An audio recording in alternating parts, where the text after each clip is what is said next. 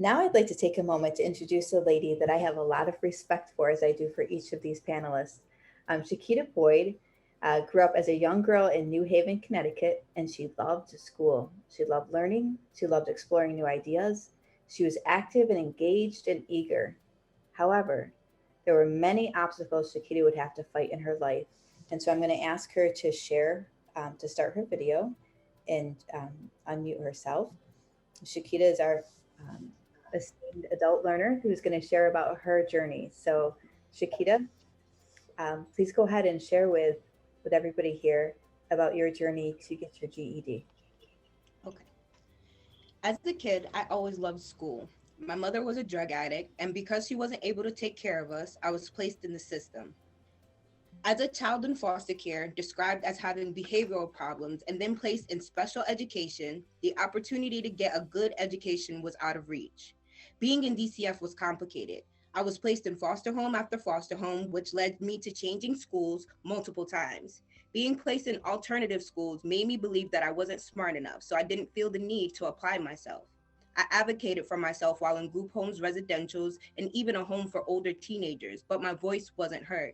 I recognized how unfair the system was to me and how it was keeping me from my right to receive the education that I needed. I signed myself out of DCF at age 18. However, because I was no longer in the state's custody, they refused to pay for my education, and I was forced to leave my school and the group home they were providing me with at the time. When I found my mother, she was only 2 months clean. She gave me advice which kept me going. She told me not to make the same mistakes that she did. My mother never finished high school, and I knew the road was going to be challenging, but I wanted my education. Regardless of what I was told, and despite being conditioned to believe I was ignorant, I was determined to get my diploma. I signed myself up at the New Haven Adult Education Center. Starting school, which I did multiple times, was easy. Staying in school was the hard part. Overwhelmed and distracted, I passed my language arts, science, and social studies test in my hometown. However, because I faced chronic homelessness, which as a young woman makes you vulnerable to predators, the loss of my mother, PTSD, which caused me to be in constant survival mode, and being forced to choose between working and getting an education, my road to success was basically impossible. Due to the fact that the city of New Haven carried so many hurtful memories, I moved to Danielson, Connecticut in 2018. By this time, I had taken and failed the math test multiple times, but I wasn't going to give up. So one of the very first things I did was find my local adult education center, EastCon. 2 times a week, I would walk down the long road to my school with no street lights or sidewalks, mostly at night. Once I had enough money, I bought a bike so that I would be able to get to my school. Walking to school at night was better than staying home isolated with my abusive partner. Going to school for me was my way of getting away from the reality of being in an unhealthy relationship. Learning at EastCon was a safe place for me. When the pandemic hit and the testing center closed, my life was in shambles. There was no point in going to school because I had already failed the GED math test multiple times, and let's face it, 10 years is a really long time to keep working on a goal without much success. It wasn't until things got physical with my ex-partner that I realized I needed to go back to school and finish. Once I received an email from my guidance counselor that EastCount offered virtual classes and would loan me a Chromebook and even the special calculator for the test, I signed up for classes. However, learning in a virtual classroom was hard. I have PTSD, so staying focused and sitting still in my room alone with my laptop was challenging. At the time, I was receiving Social Security disability, and I couldn't afford my own Wi-Fi, so getting a good connection was a struggle. I would often try to find a quieter place to work, such as the Killingley Library, but the fear and anxiety of contracting COVID-19 kept me from doing that as often as I could. Against all the odds, in December, I was able to take the GED math test again, and I passed. Now that I have my GED, doors have opened for me. I no longer am discouraged by the words said by multiple teachers in the past, despite being told I could never be president or that I wasn't smart enough or that it was too hard, I still persevered. And now that I have this newfound confidence, I know that my dream of becoming president one day is possible for me. It is my goal and my passion to help people like myself who have been told no and that they can't achieve their dreams.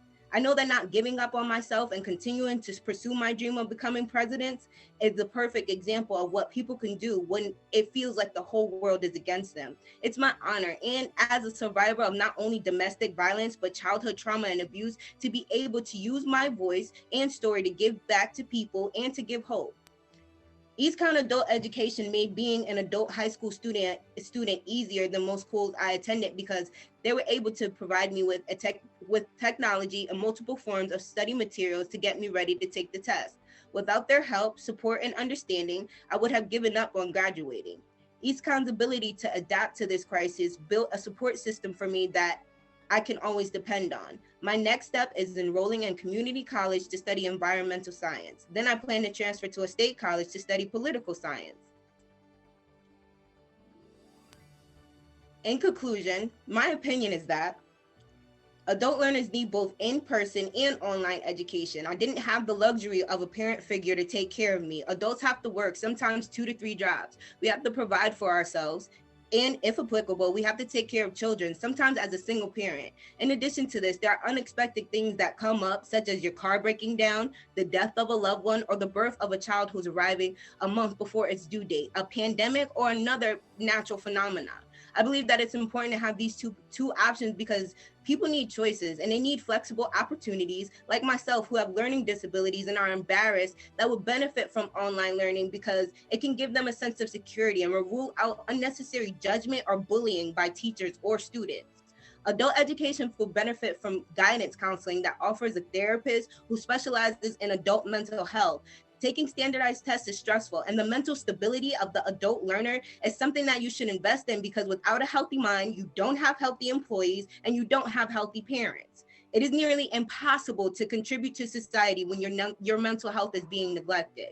Transportation for adult learners with low income is another way that you can help. Cars are expensive and public transportation is sometimes unreliable and unavailable. Living in an area like Danielson, Connecticut and having to walk or ride my bike at 7 p.m. at night is unsafe. So funding something like a small van or even a school bus for adult learners who receive food stamps or other state benefits will motivate change and allow those of us who don't have the money to get to school safely and more often.